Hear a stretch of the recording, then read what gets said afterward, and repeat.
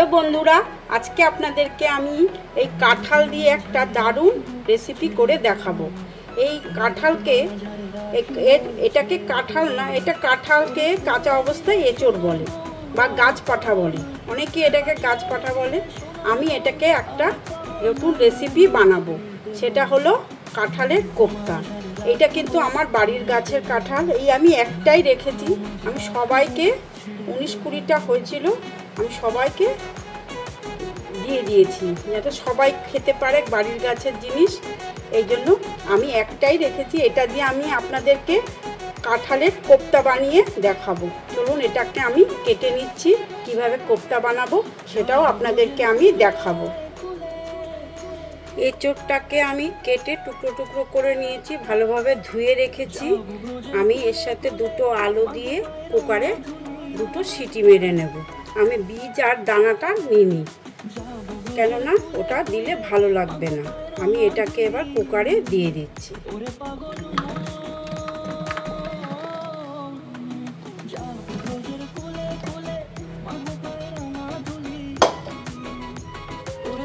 দুটো আলু ধুয়ে আমি রেখেছি, আমি এই দুটোকে এর মধ্যে দিয়ে দিচ্ছি।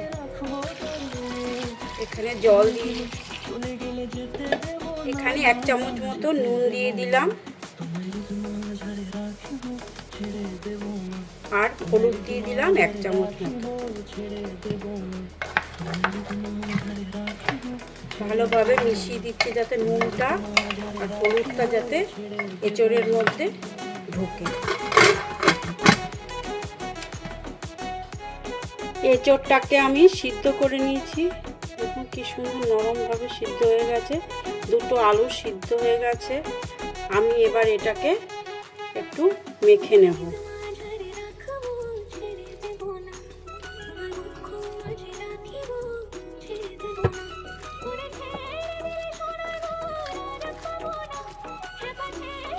এইভাবে ভালোভাবে একটু মেখে নেব। এই এঁচড়টার মধ্যে আমি 4টে কাঁচা লঙ্কা, 4টে আমি রসুন, একটু আদা দিয়ে পেস্ট করে নেব। এই যে আদা, রসুন আর লঙ্কার যে পেস্টটা করেছি, খুব মিহি করিনি।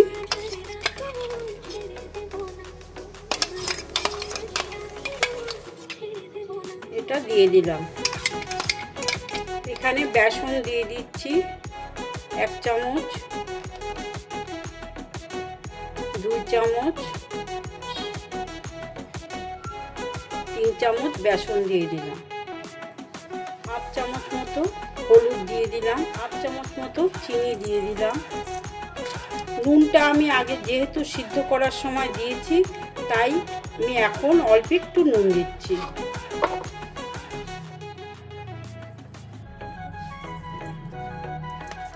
আমি ভালোভাবে এটাকে মাখিয়ে নেব সব কিছু দিয়ে।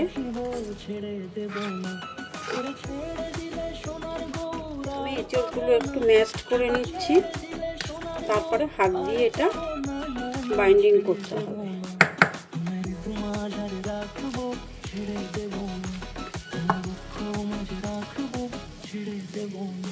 মাখা হয়ে গেছে, এবার আমি ছোট ছোট বল বানিয়ে নেব।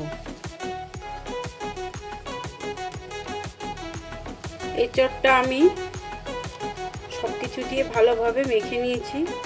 এবার হাতে একটুখানি আমি তেল নেব।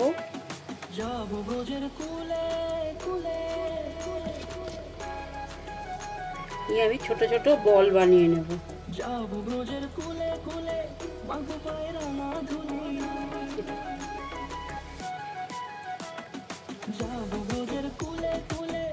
এইভাবে আমি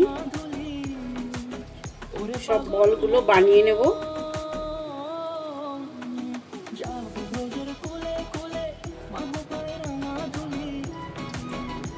আমি এখানে সরষের তেলই ব্যবহার করছি।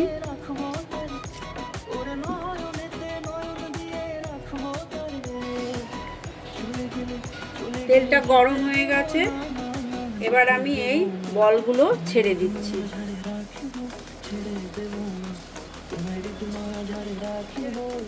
ফ্লেমটা আমি বেশি জোরে করব না, মিডিয়াম আঁচে এগুলো ভেজে নেব। যদি বেশি তাড়াতাড়ি ভাজা হয় তাহলে ভিতরটা কাঁচা থাকবে।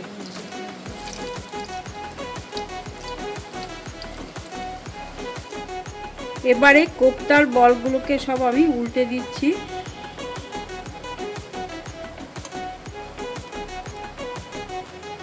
এভাবে আস্তে আস্তে উল্টে দিতে হবে যেন সুন্দরভাবে লাল হয়ে ভাজাটা হয়।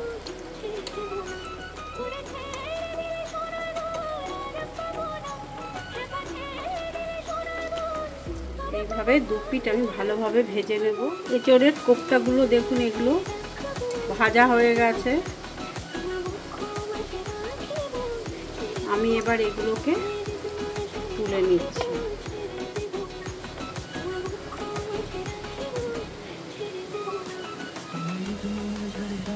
কোপ্তাগুলো ভাজা হয়ে গেছে। এবারে আমি এই তেলের মধ্যে সব মশলা সম্বরা দেব।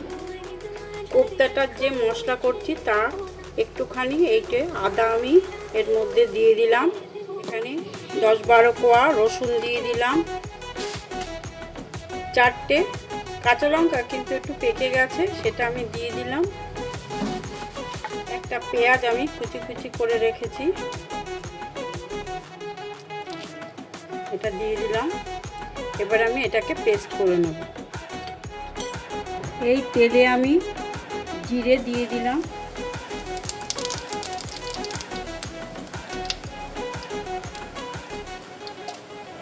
দুটো শুকনো লঙ্কা আমি ফাটিয়ে দিয়ে দিচ্ছি, 5-6টা লবঙ্গ দিয়ে দিচ্ছি, একটা এলাচ দিয়ে দিলাম, তার সাথে 2-3টে লবঙ্গ ছিল। এখানে আদা রসুন পেঁয়াজ কাঁচা লঙ্কা পেস্ট ছিল, সেই পেস্টটা আমি এর মধ্যে দিয়ে দিচ্ছি। এই তেলের সাথে মশলাটা মিশিয়ে দিচ্ছি। এটা কষবে, কিছুক্ষণ কষা হবে। কেন? এই যে আদার একটা গন্ধ, রসুন পেঁয়াজের যা গন্ধ, এটা আস্তে আস্তে মিলিয়ে যাবে। আমি 1/2 চামচ মতো নুন দিয়ে দিলাম,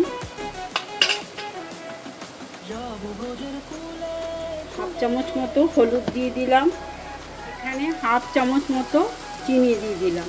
আপনারা আপনাদের স্বাদ মতো দেবেন। এখানে এটা একটু কোপ্তা, যেহেতু এঁচোড়ের কোপ্তা, তাই একটু মিষ্টি মিষ্টি ভাবে মিশিয়ে দেবো। এর মধ্যে আমি একটু চিলি পাউডার দিয়ে দিচ্ছি,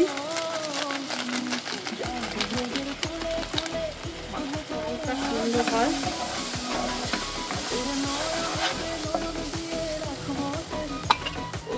ঘরে বানানো আমার টমেটো পিউরি এর মধ্যে দিয়ে দিচ্ছি।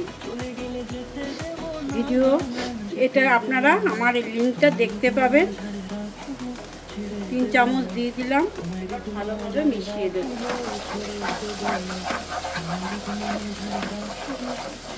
এই টমেটো পিউরিটা দিলে দুর্দান্ত টেস্ট হয়। চাউমিন বলুন, যে কোনো রান্না যদি আপনি দেবেন, ব্যবহার করবেন। এইভাবে বানিয়ে আমাদের টমেটো পিউরিটা করা আছে, যেটা ইউটিউবে দেওয়া আছে, আপনারাও বানাবেন, দেখবেন এর টেস্ট ভীষণভাবে ভালো। মশলা দিয়ে তেল ছেড়ে দিয়েছে। এই যে আমি মিক্সিতে যে পেস্ট করেছিলাম, এর ভিতরে একটু মশলা লেগেছিল, আমি এই জলটা দিয়ে দিলাম। আমি বেশি জল দেব না, এইটুকুই দেব।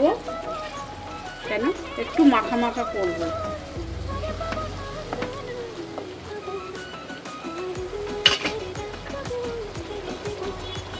কিছুক্ষণের জন্য ফুটতে দেব।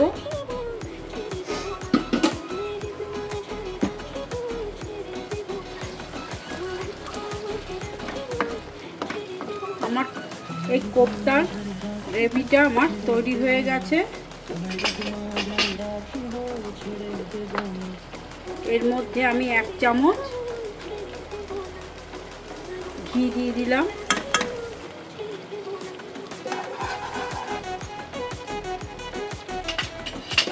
1 চামচ মতো গরম মশলা দিয়ে দিলাম,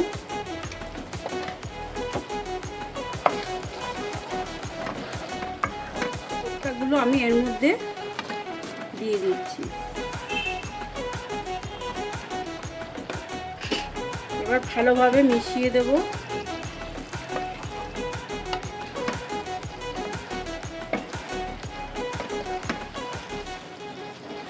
খুব বেশি নাড়াচাড়া করব না। ভাজা ভালো হয়েছে, তবুও বলা যায় না, যদি ভেঙে যায়।